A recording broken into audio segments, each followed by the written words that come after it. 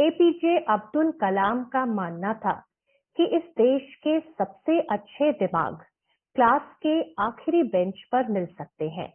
इसलिए यह जरूरी है कि हर बच्चे को शिक्षा के समान अवसर उपलब्ध करवाए जाएं और ऐसी शिक्षा उपलब्ध करवाई जाए जिससे कि कोई भी हीरा अपनी खान में छुपा ना रह जाए। ऐसे ही हीरों को तराशने में बरसों से लगे हुए हैं हमारे आज के विशेष अतिथि, वर्ष 2014 में नोबेल शांति पुरस्कार विजेता श्री कैलाश सत्यार्थी जी, जो पिछले 4 दशकों से बच्चों के अधिकारों के लिए लड़ते हुए उनके शिक्षा दीक्षा के लिए सतत प्रयासरत हैं। कुछ कम ही आंका जाएगा अगर मैं कहूं कि सफर की हद है वहां तक कि कुछ निशान रहे। चले चलो कि जहां तक आसमां रहे।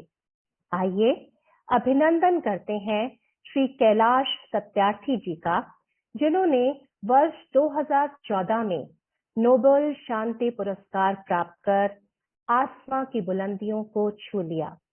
माननीय, आपका स्वागत है। सत्र का आगाज करते हैं एक विशेष वीडियो प्रस्तुति के साथ। आइए।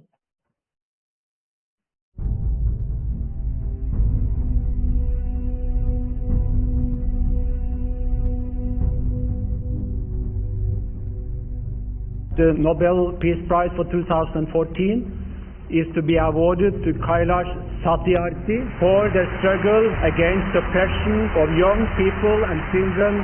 There is no greater violence than to deny the dreams of our children. I refuse to accept that the laws and constitutions are unable to protect our children. Today is the time for every child to have the right to life. I refuse to accept that the shackles of slavery can ever be more stronger than the quest for freedom. I refuse to accept here.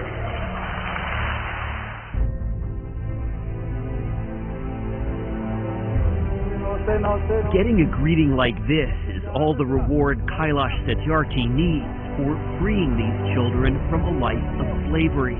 He tries to give these kids the childhood they missed. Do you think these kids see you as a Nobel Peace Prize winner? Oh, I don't think they see me as friend or brother or something like father. I have looked into their frightened and exhausted eyes. I've held their injured bodies and I have felt their broken spirits. I refuse to accept that children belonging to certain sections of society are born to work for others at the cost of their childhood and freedom and education. If the children are exploited, if the children are deprived from their childhood in any part of the world cannot live in peace. The world cannot be human. It's not often that two winners of the Nobel Peace Prize get together, but it happened yesterday when President Obama met Kailash Satyarthi. They were joined by 3 children who were rescued from child trafficking and forced marriage.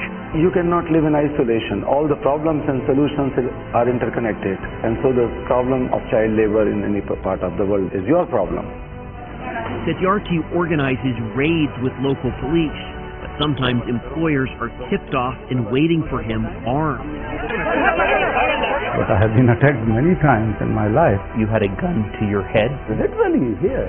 This is dangerous work freeing these kids. Somebody has to pay the cost for freedom. It does not come on plate. So if not me, then who else will do? Who will a Nobel Prize? Who won the Nobel Prize, he asks.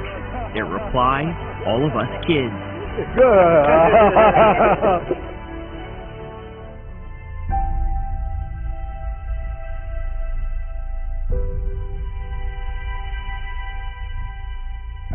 Every single minute matters. Every single child matters. Every single childhood matters.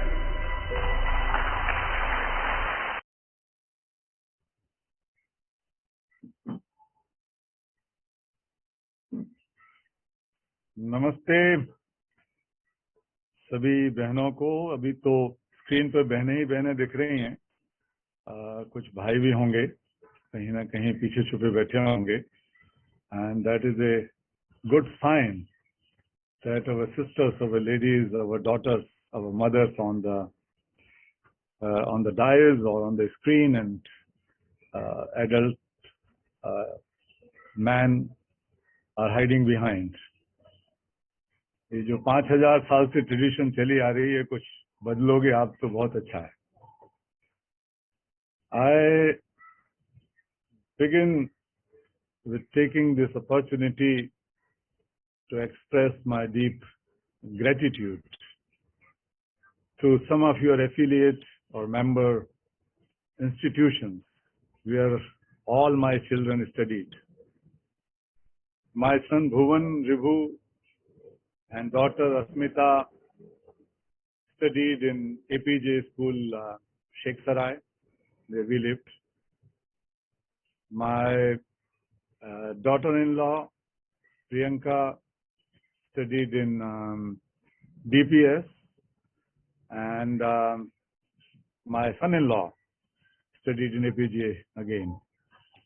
So, thank you. If any of the principals or teachers is listening, thank you.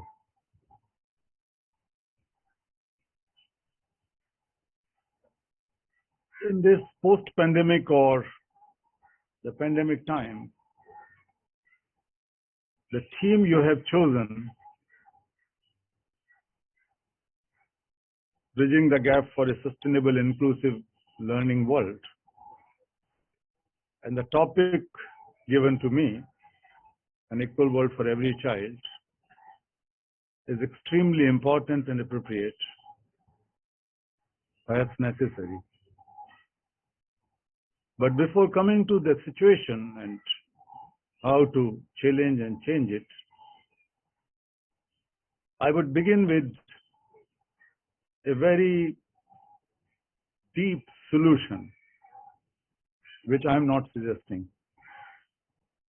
Perhaps nobody can suggest as the ancient masters of wisdom and knowledge, divine knowledge, the rishis of Vedas have suggested. There is a prayer which is also resolved in Rig Veda, and that says, Sangachadhvam samvadadhvam samvo manansi janatam deva bhagam yatha purve sanjananam upasate. A simple mantra of inclusion, sustainability, equity, and equality. And the simple meaning is that we resolve that all of us march together. Let us march together hand in hand. No one is left out. No one is left behind. There is no discrimination. It says, let us all march together. And for that, we have to create a level playing field, level walking field. We have to ensure equal opportunities for everyone to walk together. It also says, let us talk together. We have to create an environment of freedom to talk, freedom to express ourselves, and reach to some unison, some collective conclusion. And then we can speak with one tongue. It also says that let us come together and think together. But more importantly, in the end of this mantra, it says, Sanjananam upasate. Let us assemble here together and create a knowledge. That is a knowledge for everyone. That is a knowledge for all. So a knowledge which is created by all of us and then used by all of us, created for all of us, That is the democratization of knowledge. That is the purpose of creation of knowledge, which is not for a few people, few elite or privileged ones. This is for all. Dear friends,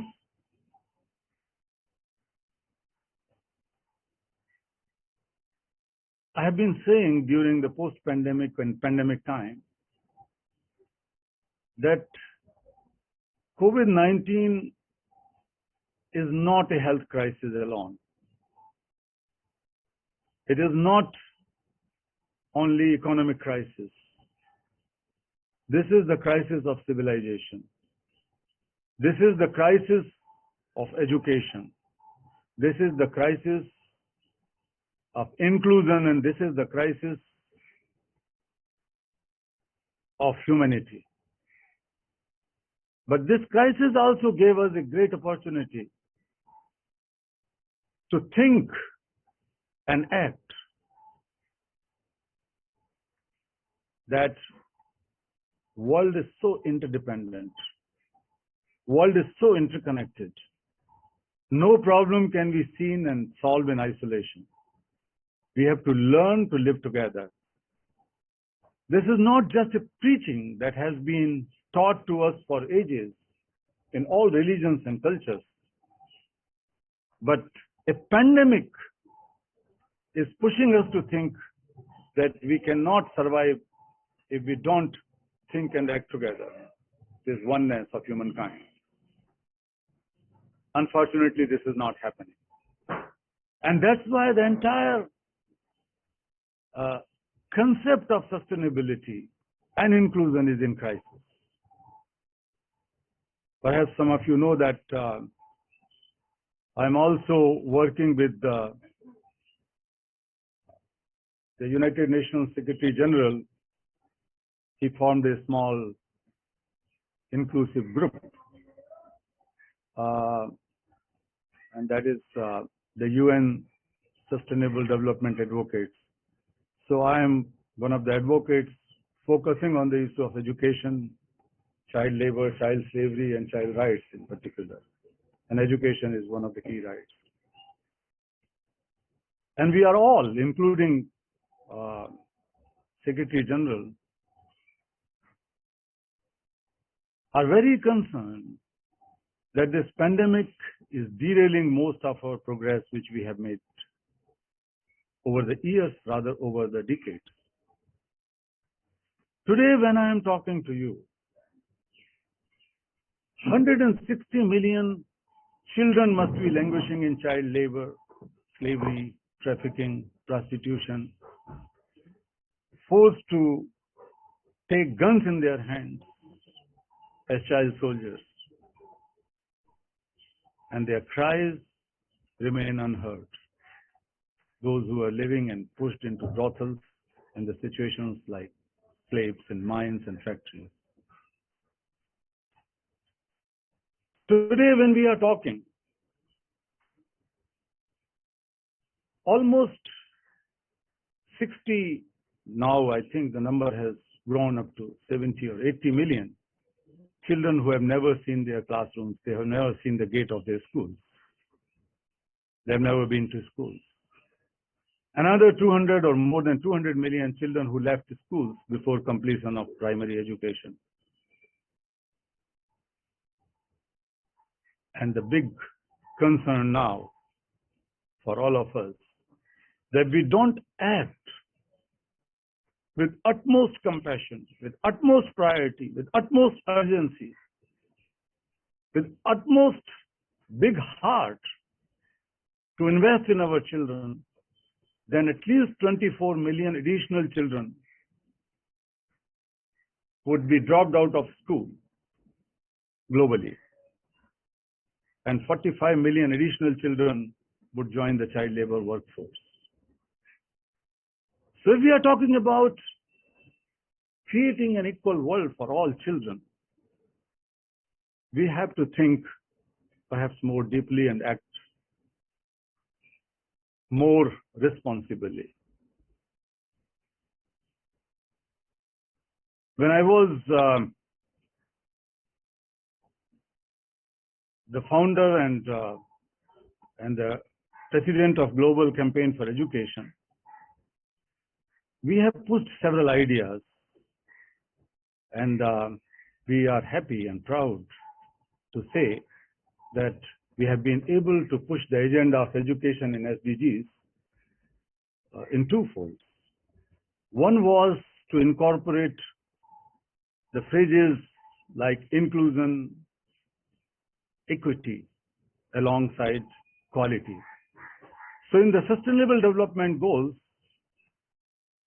these four key factors are underlined: equity, inclusion, quality, and lifelong learning. Because lifelong learning was the key factor. If in most of the countries during the MDG time, the age of schooling was 14 or 15, then a large number of children were pushed into child labor, slavery, and child marriages. So we have been pushing for this agenda of lifelong learning. That is the part of SDG now. And that time, before pandemic, 22 billion additional dollars were needed to guarantee education for every child in primary classes. And since SDG has lifted the age to secondary classes also, we needed $40 billion additional money. But what is this $40 billion? If you compare with the global military expenditure, and unfortunately we don't stop as we see in case of Russia and Ukraine now, this is only a week-long global military expenditure. People call it defense, but a person like me would always call it offense, because if we create a gun and if we are not able to build a school or a classroom, if we don't provide books and toys and pencils in the hands of our children and give them tools and guns, it means there's something very seriously wrong in the evolution of our civilization and the history which we have to change. We cannot tolerate it. So dear friends, there are so many obstacles where we are not able to achieve this equity or equality in education, at least equity in education. But creating equal world for all children means we have to be more compassionate. I have been calling for years that we have globalized markets and economies. We have globalized production, exploitation, information, technology, everything. But this is the right time to globalize compassion. I'm not talking about sympathy or empathy. I'm talking about compassion, means feeling the suffering of others as your own feeling, with a drive and desire to take action to alleviate that suffering, because you feel that suffering as your own suffering. So I have one single parameter of development. We keep on talking development, it becomes our new religion globally. But what does it mean? Mahatma Gandhi's talisman could be explained in different ways. For me, an 8-year-old girl child, a girl who was born and living in a remote village somewhere in Odisha or Andhra Pradesh or Bihar or any part of India, or in South Sudan, Uganda, Ethiopia, Pakistan, anywhere. If she is living in slavery, her father, mother are working as bonded laborers, slave laborers. And that girl is most vulnerable to be pulled or pushed into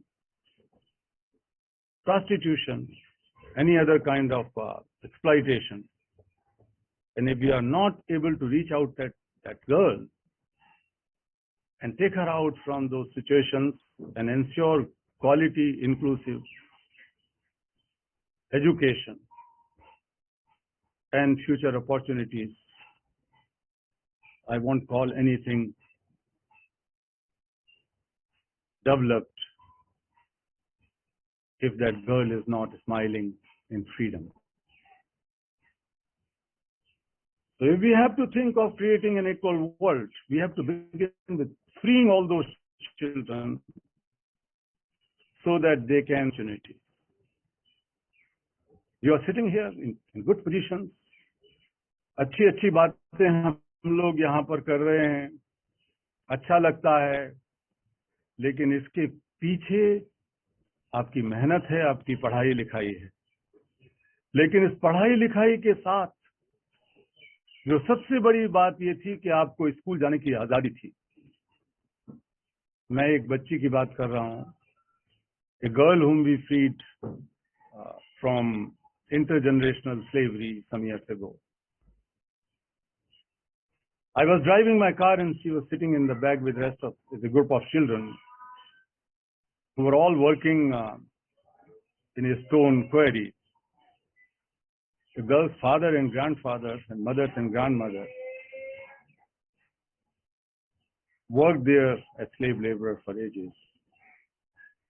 This was the third generation of slaves. All children were sitting and I was driving car very fast because it's always very risky once you liberate the group of children and the mafia and the criminals and everyone is there, sometimes carrying their guns.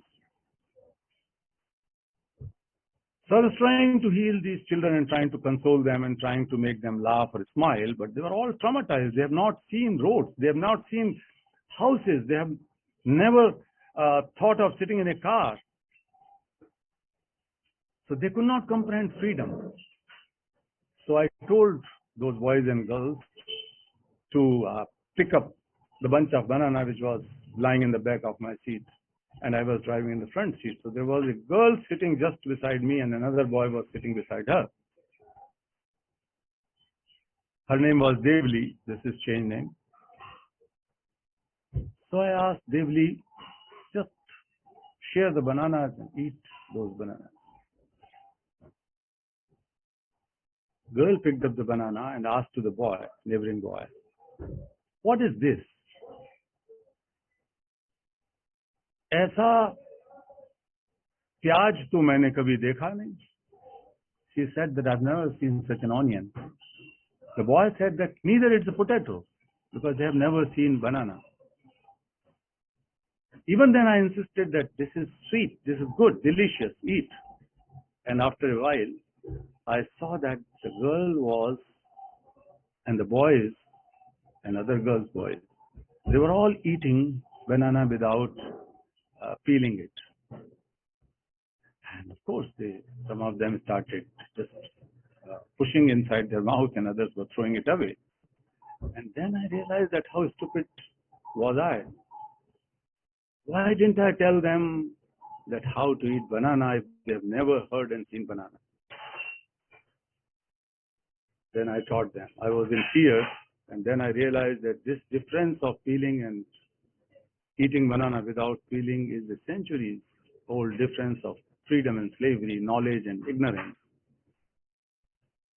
So I taught them a little bit. And after a while, felt the hand of this tiny 8-year-old girl on my shoulder with a big challenging voice, angry voice. She said, "क्यों रे? तू पहले क्यों नहीं आयो?" That was her language. "Oh man, why didn't you come early?" I knew before that Her mother was raped, and when her father tried to save her, he was beaten up and poked with bidi cigarettes. She has also seen the death of her younger brother without pill of medication. And that's why when the girl asked, "Why didn't you come early?" This was not the question for me or challenge for me, my dear friends. You are in much better position. What stops you? What stops you to talk on behalf of all those children who are looking at your face? They are not going to come and knock your door. They are not going to hold you responsible or accountable. But you must feel a sense of moral accountability to all those children who are still living in slavery-like conditions in my country, this great nation of great rishis and munis and Mahatma Gandhi and Buddha. That needs compassion. I ask that these children who are working in mines and factories inside Delhi, thousands and thousands of children are brought to work to produce those goods which you are using. My simple question, whose children are they? Whose children are they? They are Mother India's children. If you really believe in Mother India, they are your children. They are my children. They are our children. That sense of responsibility should come inside, deep inside us. Only then we can solve the problem. Otherwise, there's plethora of laws and constitutional provisions and schemes and so on. And if we keep on thinking that we are in much privileged and better position, we can keep on talking and everybody will listen and praise us and clap us, this won't solve this deep problem. This problem could be solved when you feel that they are all our children. When I was a child, first day of my schooling began with a challenge, but was also began with a new spark in my life. I was 5-year-old. While entering in my school, and I studied in a local primary school. My father was a police constable who died when I was a young boy. So my mother had to work very hard, and my elder brothers had to pay for my engineering college fees and all kind of expenses. That was not an easy life. But when I went to school for the first time, I saw a cobbler boy sitting outside my school gate and looking at us whether we are going to give him some job. But हम तो सब नए जूते पहन के जा रहे थे. I saw his empty eyes. I saw his miserable face. And when I entered in my classroom, the first question in my life asked to my teacher, "Sir, why a child is sitting outside and not with rest of us in our classroom?" He said, "Calm down. This is not uncommon. Poor children have to work and help families." I said, "Okay, sir." More or less similar answers were given by my parents, my mother. Every morning and evening, I kept on seeing that boy working there. One day, I gathered all my courage and asked him and his father, who was sitting alongside. Boy was shy, but father stood up with folded hands. हमारे यहाँ जात पात इतनी गहरी है, हिंदू मुसलमान का भेदभाव इतना गहरा है, हमारे यहाँ इतने डिवाइड हैं. भगवान ने दुनिया हमको एक दी, लेकिन हमने टुकड़े टुकड़े में बांट दिया हमारे समाज को, मानवता को और दुनिया को, धरती को लाइनें खींच खींच कर, जिनको हम बॉर्डर कहते हैं. फिर उस आदमी ने हाथ जोड़कर कहा, "बाबूजी, मैंने कभी सोचा नहीं. I never thought about it. Because my father, my grandfather and I started work since we were children. And so is my son," he said. Then with almost tears in his eyes, हाथ जोड़कर वो बोले, "बाबूजी, school जाने के लिए तो आप लोग हैं. Listen my words which he told me. These are his words. School जाने के लिए तो आप लोग हैं. हम तो इसी काम के लिए पैदा हुए हैं." मैं रोने लगा. I started crying out of anger. I could not understand. I don't know what child labor or child slavery or why children are not going to school, because I was taught in my home that every child is supposed to go to school after a certain age. लेकिन वो कहता है कि you are born to go to school. ये 50-60 साल पुरानी बात है, 60 साल पुरानी बात है. 60 साल बाद भी अगर हम वहीं खड़े हैं तो बहुत सोचने की बात है. You will keep on organizing such meetings and workshops and we will keep on talking and come out with good reports. अच्छी बात है, अच्छी बात है. लेकिन if you cannot ignite that fire of compassion, fire of deeper moral sense of responsibility and accountability to those unknown people, unheard people, those who don't have their voice, those who don't have their face to tell who they are, in India and elsewhere in the world, we cannot solve the problem. Dear friends, freedom is the key, and then ensure opportunity. दुनिया इतनी गरीब नहीं है. World is not so poor that it cannot ensure education for every child. मैं थोड़ा देर ले चुका हूं, 1 मिनट और लेके अपनी बात खत्म करता हूं अगर आप इजाजत दें तो. अभी दुनिया में जब ये सब कुछ फैल रहा है पेंडेमिक की वजह से, after math, me and my colleagues decided to bring together all the moral leaders of the world. That included Nobel laureates, not from peace alone, but also from science disciplines, economics, literature, etc. So I have been in contact with them, and we have created a group called Laureates and Leaders for Children that also includes some presidents, prime ministers, and former prime ministers, presidents, kings, queens, princes, etc. Those who have strong moral voice in the world. So recently, and also the heads of some UN agencies like the head of UNICEF, the head of UNESCO, not head but deputy head of UNESCO, and head of WHO, they are the part of this group which we have created, and it was launched in India at Rashtrapati Bhavan under the guidance of Indian Prime Minister, then Prime Minister Pranab Mukherjee ji. So we raised this issue that we have to ensure social protection for every child, particularly to African children.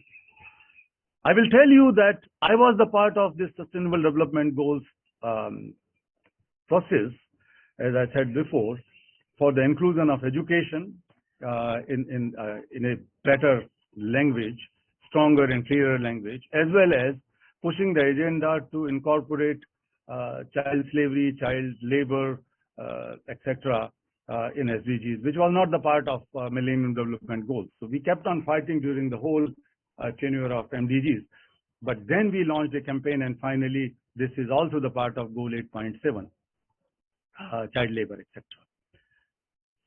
But after the announcement of SDGs, within the 4 years, and that was pre-pandemic time, between 2016 and 2020, for the first time in 20 years, the number of child laborers globally has increased from 152 million to 160 million.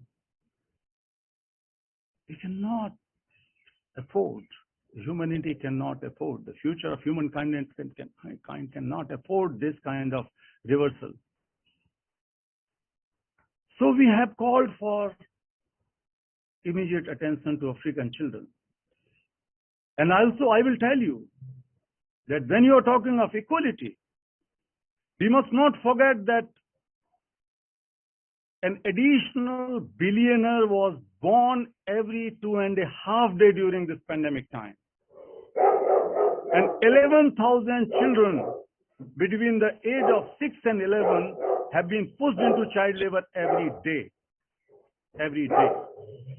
This is the situation. I'm not going to ask you to be pessimistic, because the change is possible and change is inevitable. Change will come. When this man told me that we are born to work and not you, when I was 5 years old, I decided that I will fight out this human curse, this child labor. We organized the worldwide march in 1998, the global march against child labor, which has been joined by more than 15 million children, teachers. The Global Confederation of all teachers' unions, they were the part of it, and several student unions and governments and non-governmental organizations. That has resulted in a new international law, ILO Convention on the Worst Forms of Child Labor. But we knew that freedom of children and good quality education for every child are the two sides of the same coin. We cannot achieve one without other. If you keep on hiring teachers, if you keep on making buildings and opening schools, and if the children are trapped into mining or factory or homework, domestic work in that area, and they are not brought into school classrooms, then you are not going to solve the problem of education. And that was our strong argument during the MDGs. So now we have in all these components in SDGs. We have seen that how the child labor has decreased from that time of my global march in 1998. That time, 260 million children were working as child laborers. That number has gone down to 152 million in 2016. But again, the progress is reversed, unfortunately. We have to be very, very vigilant about it. But we have proven that if we have courage, resources will follow. Political will follow. Social mobilization and support will follow. Dear friends, we as an Indian must believe that there could be millions of solutions, millions of problems, but there are hundreds of solutions in our country. And we are the people who believe in solving the problems. And we believe in not only solving the problem of our country, we believe in Vasudhaiva Kutumbakam. The entire universe is our home, it's our family. I would once again thank you very much. You have that power to change. Of course, you could be principals, you could be government officers, you could be professors, you could be whatever, doctors, parents of some children, teachers, etc.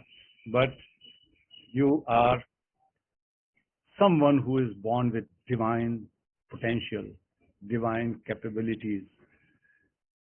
God can never be so meager to send you on the earth with एक मुट्ठी भर या एक चुल्लू भर पानी दे के नहीं भेजेगा आपको समुद्र दे के परमात्मा ने, अल्लाह मियां ने, भगवान ने भेजा है, तो हमको उसका इस्तेमाल करना चाहिए.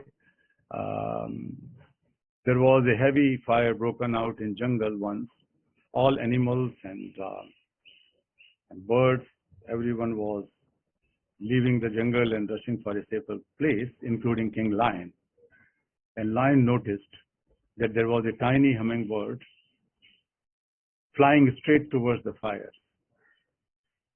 And he was shocked and shouted, "What are you doing? Are you committing suicide?" She said, "No, sir. I am going to extinguish this fire." And he again challenged, No, come back. You can't. She said, "No, sir. I was born and grew up in this jungle. I am doing my bit. Look at my beak. I am carrying a drop of water. I am doing my bit." And she flew.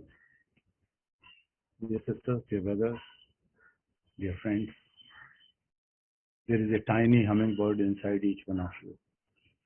Just acknowledge that bird. Just acknowledge your power. Just discover that power and use it for the betterment of humankind. I hope you will do. I am here just to awaken that hummingbird inside each one of you. Thank you very much.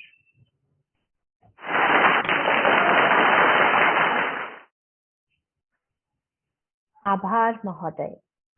Doctor Sudha Acharya, chairperson NPSC तथा यहाँ उपस्थित सभी विशिष्ट व्यक्ति की ओर से हम तहे दिल से आपका शुक्रिया अदा करते हैं कि आपने अपने अनमोल वचनों से हमारा मार्गदर्शन किया।